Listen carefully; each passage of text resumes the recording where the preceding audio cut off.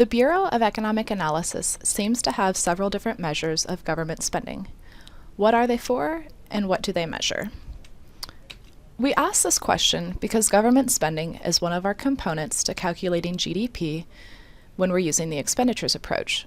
So what is actually included in government spending when we calculate GDP? Is all of the money that leaves the government's pocket included in GDP? The answer is actually no. We only include the money that the government spends on their consumption expenditures. When we talk about government consumption expenditures, we mean that we, the people, get something in return for our money.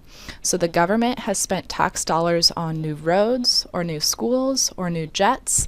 All of these things, the people of the community are getting something in return for our cash. We have new schools, we have new roads, or we have new jets. How is this different than all of the money that leaves the government's pocket? We call that statistic government current expenditures, okay? So inside government current expenditures, we have government consumption expenditures already, but we also have all of the money that the government spends where they don't get a good or service in return.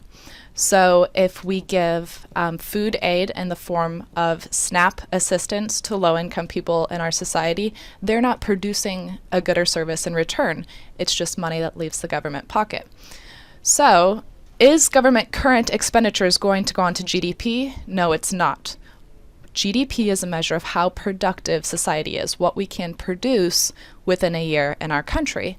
So when we talk about that government consumption expenditures, that's the only thing that gets added to GDP.